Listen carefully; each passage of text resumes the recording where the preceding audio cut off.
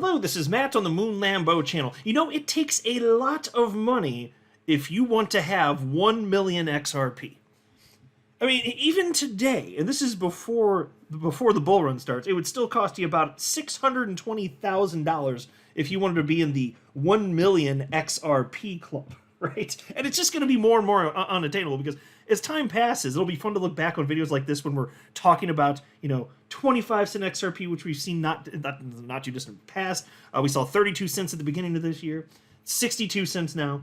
But once we see the price of XRP regularly swaying instead of in the realm of pennies or dimes, but more in the realms of dollars, it'll be fun and cute to look back when we're talking about this and everybody freaking out. Oh my God, is this a good time to buy XRP? I mean, my God, it just went up to like 25 cents. I mean, I could have bought it at 20 cents a week ago.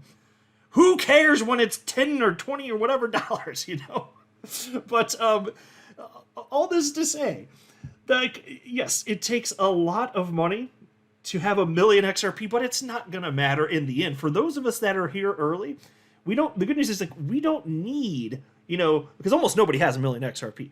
We, broadly speaking, do not need 1 million XRP to achieve life-changing wealth. And it's all subjective, I get that. And there are people listening that have more than that already, and good for you. There are people that listening that have less than that, and still good for you because you're still here, whatever it is. We're all doing our best to make our lives better, and I think that's what's around the corner here.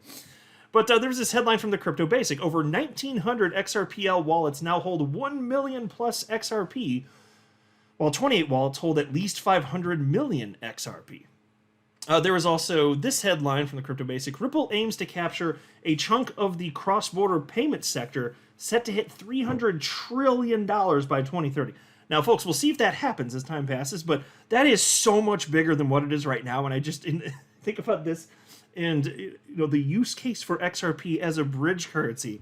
I just got a couple things to say on that. And then there was this article, and this was news that you probably heard about, broke a few days ago, about there being a new XRP ETP. And I wanted to talk a little bit about that because there are broad implications to this. Because here's the deal in a nutshell. I'll just tell you a little bit even before I delve into some specifics. Like, when it comes to the effects of whether you're talking about a Bitcoin ETF or an XRP ETP, and I'll explain what the difference between those two things are because it's kind of misused. They're treated as though they're the same thing. That's not quite right. But whether you're talking about an XRP ETP or an XRP ETF or for Bitcoin, whatever it may be, it's certainly likely that as we get news, like for instance, a Bitcoin ETF actually getting approved, I understand. You may see a big blast off in price, and then it's just going to be a case where people end up selling based, after the news. If that happens, that won't surprise me, but I don't care because I want, and this is why I want to talk about this. Broadly speaking, like if you look over a longer time period, I mean, unless you think that these financial products, these investment vehicles are going to fail, what it's going to do for the price of XRP, if you're talking about ETFs for XRP, which we're talking about institutional money fund, it's going to be substantial. It's going to be absolutely gigantic. And that's why I want to share with you, I found an article that actually covers, it's basically a table that shows expectations for what may realistically unfold for Bitcoin. And then I want you to understand this applies to any coin that has an ETF, certainly in the United States. It would be the same story here. And the amount of money that flows in, it will be ridiculous. And so I actually do believe that matters. I just don't buy into all of the hype about what it's going to do and blast off, because even once the thing's approved, it's not like everybody just throws their money in necessarily all at once. I think there's going to be a lot of mania in the markets and people emotionally buying and selling. But as far as the Million XRP Club, look, like I said, it takes a lot of money to become part of the Millionaire XRP Club if you're talking about in terms of holding a quantity of XRP that is 1 million. But I don't think most people care in our community because I think we understand that there's the possibility to have a relatively speaking much lower dollar value than $1 million worth of XRP and have that turn into 7-figure XRP. But what this article was highlighting, and I don't actually think it's necessarily bad, but one of the things they did highlight is that the number of accounts that hold at least 1 million XRP actually dipped just slightly recently. But you're always going to see oscillations on shorter time frames anyway. I don't think that particularly matters, to be honest with you, but I just thought I'd highlight it. And what did it go down? It went down by like 33. It's almost nothing. Yeah, so data shows that the number of million plus XRP accounts dropped to 1,961. So there you go. Not that much though. And then it's just like check back next week. Is it going to be that much of a difference? So I thought I'd address it because it sounds negative actually, but we're kind of splitting hairs.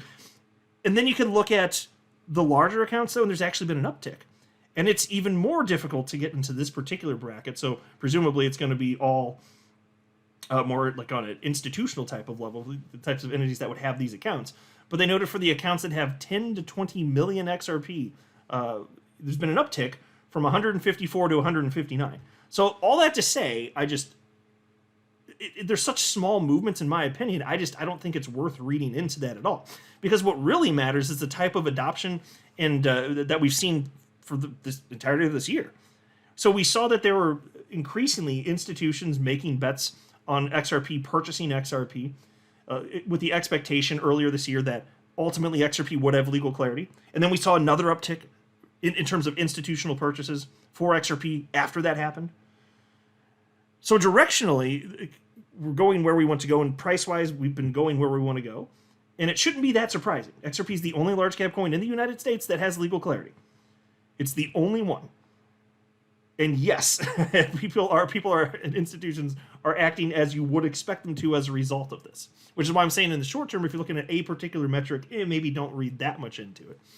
Even though part of it's actually good. And then there's this. Ripple aims to capture a chunk of the cross-border payment sector, set to hit $300 trillion by 2030. Okay, so check this out. It's clear that the amount of value, the amount of value that's flowing around the planet, it's just increasing dramatically. I've seen recent estimates of, I'm pulling from memory here, but I think about $5 trillion in value sent across borders annually. I saw that somewhere within the last few years or so. And, but so then you're talking about going from $5 trillion a year to by 2030, $300 trillion. $300 trillion. You might think that's a big jump, and you'd be right. But check this out. This is happening because the velocity of money is increasing as friction is removed from transactions. So lower transaction fees and instant settlement encourages more transactions.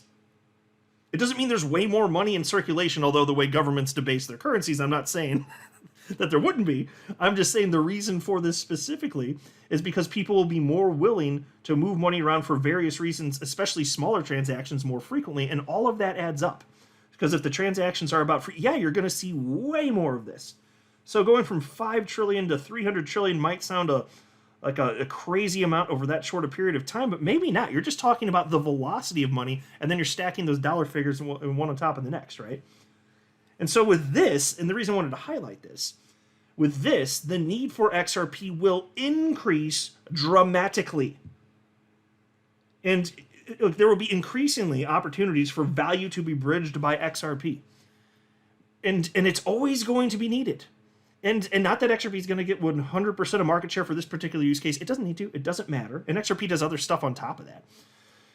But you're never going to have one platform that all people on the planet go to trade all things that has every single trading pair.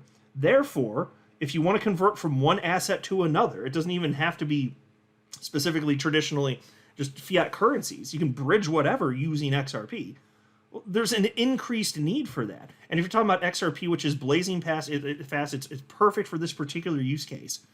I think increasingly it's going to get that share, and it's just going to further cement its use case as a bridge currency. It's excellent for payments.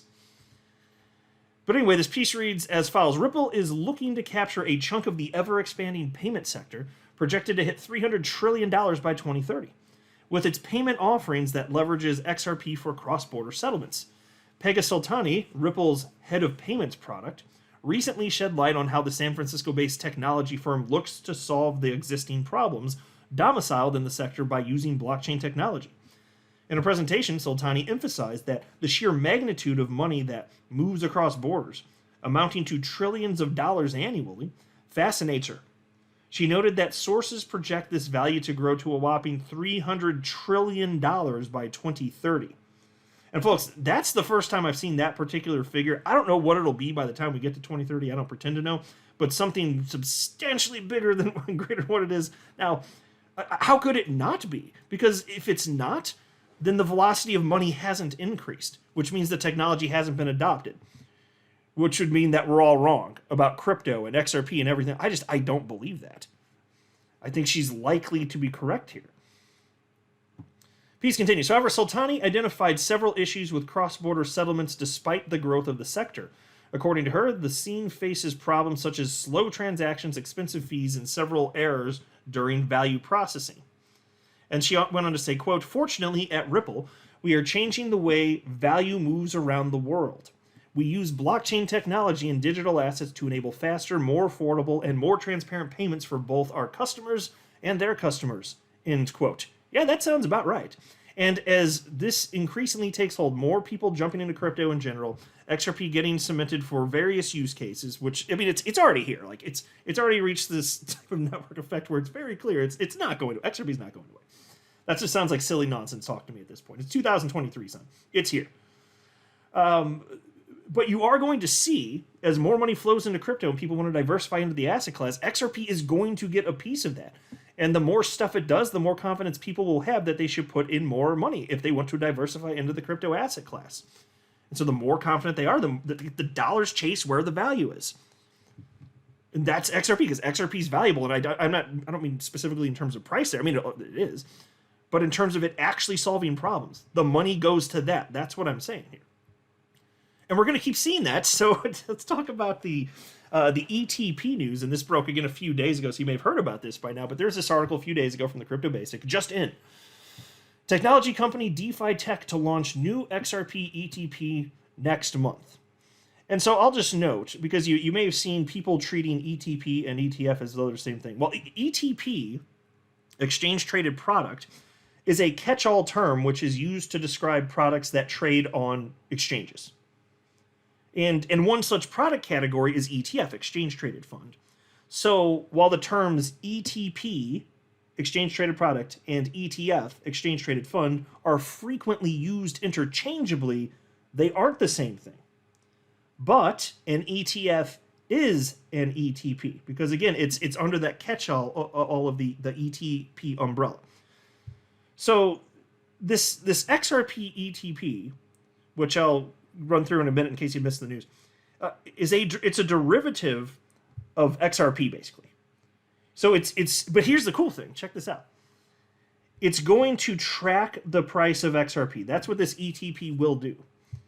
And it's also going to be physically backed by XRP. And so it's not clear to me why it isn't specifically being called an ETF, since it sounds just like one, but presumably there's some sort of technicality. But regardless, expect to see more and more investment vehicles, including ETFs, in the future, most certainly. So when you're talking about XRP getting approved for an ETP, the part that's most interesting to me is that it's physically backed by XRP. And of course, there's not a physical XRP, but you know what is meant when people say this, right? That just means that the actual XRP on the blockchain, that's what's backing the value of the particular fund, right? So it's the same thing for Bitcoin. This is why everybody's excited about a Bitcoin ETF, a Bitcoin spot ETF, because real Bitcoin must be purchased to back it. That's it. Same here for this XRP ETP. So even if it doesn't qualify as an ETF, it's the same type of product here. And I'm telling you, like, you're going to see more and more of these in the future. It's just the asset class is where it is in terms of maturity and adoption. But as more institutional money flows in and more retail speculators get all that, absolutely. And then you're talking about speculators being able to purchase the XRP, which ultimately there will be an ETF. You're talking about purchasing that on regular exchanges. So people that haven't been on board, so they're not among the first movers in the world of crypto, they'd still be able to have access to it. I do think that is of material importance. Anyway, this piece reads as follows. A renowned technology firm has proclaimed its intention to introduce an XRP ETP in the European market starting early next month. DeFi Technologies, a prominent crypto company in the forefront of bridging traditional capital markets with decentralized finance, has disclosed the imminent launch of an XRP exchange-traded product. This development was captured in a press statement today. According to the report, DeFi Technologies is launching an XRP ETP through its subsidiary, Valor Inc. Valor is renowned as a leading ETP issuer, facilitating simplified access to investment vehicles tracking digital assets. Okay, and so you're going to see in the United States and other countries around the world all sorts of products like this get launched, and then the big question is it going to be impactful? And if so, to what degree? I say yes firmly. And I understand not everybody is convinced of this, and that's fine. And if I'm wrong, I'm wrong. But the only way that I could be wrong is if the products fail. Because I think it's very clear that the magnitude of this over a prolonged period of time, it's going to be substantial. So if you think that, for instance, a spot Bitcoin ETF isn't going to have a material impact on the global price of Bitcoin, I just respectfully disagree. And so I have some data for you. And this is among the first data I've seen where they actually have a table with expectations based on real world numbers as to what this would do in terms of the impact for the price of Bitcoin. And of course, if this is good for Bitcoin, it's good for the entire crypto asset class. So then you understand that, and then you understand, yes, so this is good for XRP too, but in addition to that, there will be an XRP ETF in the future in the United States in all likelihood, right? So here's the headline from the Daily Hodl, and this is from about a week ago, but it's got some real world data. And I think you're going to appreciate this, because if you're wondering what's going to happen, well, that's why I said it very well may be the case that once the news breaks that, hey, there's one or a bunch of Bitcoin spot ETFs that are approved by the SEC, maybe the market goes absolutely crazy, and then it just comes back down and it looks like a big nothing. That's possible. I don't know for sure. But I'm saying even if that's the case, I don't care, because the implications for the long term are incredible, unless you think these products are going to fail, which I don't. Like BlackRock gets approved, they're going to have a failed Bitcoin ETF. I don't think so. But check out some numbers here. Piece reads as follows. The head of research for a leading digital assets manager says one catalyst could cause Bitcoin to soar to more than $265,000. In a new blog post, CoinShares head of research James Butterfill shares his calculations of a potential price impact if a spot Bitcoin exchange-traded fund, or ETF for short, is approved by the U.S. Securities and Exchange Commission. He says that the ETF financial product would attract a large influx of institutional money, some portion of an estimated $48.3 trillion addressable assets in the United States. Yes, folks, $48.3 trillion. So it doesn't mean it would all flow, but of course not. But check this out. Here's a quote from Mr. Butterfill with CoinShares. One could assume that perhaps 10% invest in a spot Bitcoin ETF with an average allocation of 1%, which would equate to $14.4 billion of inflows in the first year. And so, folks, just pause to say right here. This is why I'm saying, even when the news breaks, if we see some sort of mania and price action in the short term, it doesn't matter. Not really. I mean, it'll be fun, I guess. But if this happens, he's saying over the span of the first year. Now, that is a lot of money pouring in, $14.4 billion, because you get a multiplier effect, obviously. But this is why I was saying, it's not that the news breaks and then all the money's just in. That is not how this works, which is why over a span of years and decades, the implications of this would be staggering, unless you think the product fails. And I don't think these products, broadly speaking, are going to fail. Anyway, and then his quote continues.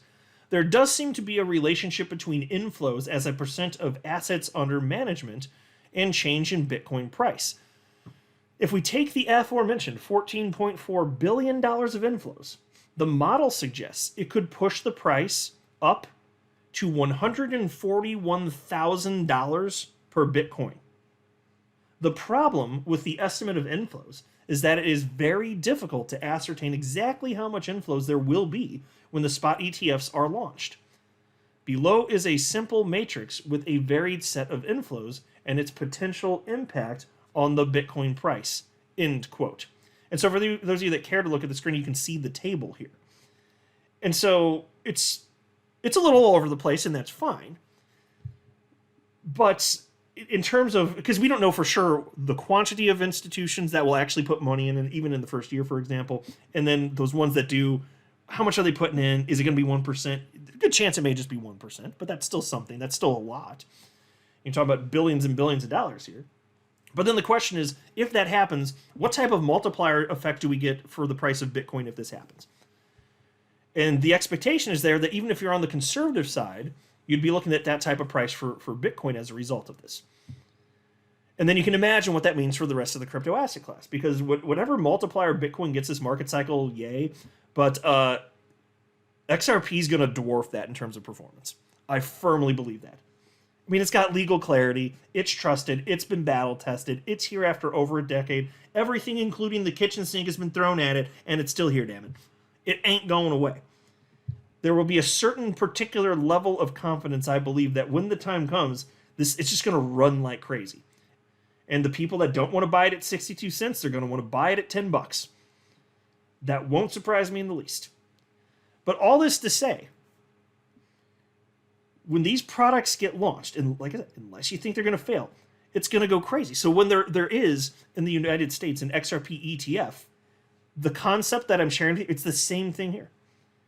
And the amount of money that will flow in will just be insane. And fine, it may not be Bitcoin numbers. Like, say XRP gets approved for an ETF right after Bitcoin, which is, I'm not expecting that necessarily, but I'm just saying if it was, what would be a much lower quantity of money, because all of the mania is around Bitcoin. You know, that's the name that everybody knows when it comes to crypto. Almost nobody knows what XRP is, but I love that because that does mean we're early. You're part of a small group of people on planet Earth, substantially less than 1% of humans, that know that XRP exists even, and you hold a piece of that, right? That's incredible and rare. So that's not some sort of knock against XRP, the fact that these numbers would not be nearly as staggering for XRP. In terms of the multiplier effect, that's what matters. I don't care as much about the dollar figures, for me personally anyway. I care about the multiplier effect based on how much money I put in, you know? That's what's more important. But it's going to be fun. So all that to say, I firmly believe that all of this actually does matter. It's not just some sort of, like stupid retailer narrative that we're all just falling victim to. Unless you're saying that the narrative is, we get the news and then it just goes off immediately, and then that's that. I'm not saying I buy into that. But yeah, if you're talking about over a long period of time, it's going to be incredible. Like, it'll be hard to overstate the degree to which it'll be impactful for Bitcoin and XRP when it comes to it. But even over the first year, should the money flow in, if the product doesn't fail, you could still start to see something even over the next 12 months, even if not right away. But the most profound action would be after 1 year. Like, go a decade out. We're so early, we'll get to reap the benefits of that, because these products have to actually be whole. That's the biggest part that matters. That in conjunction with the fact that so many more people are going to have easy access to these, to the product now. So it'll be on major exchanges, like the New York Stock Exchange, for example. Kind of matters, right? I would think so. So that's why I'm saying, like, there's a reason I love running this damn channel.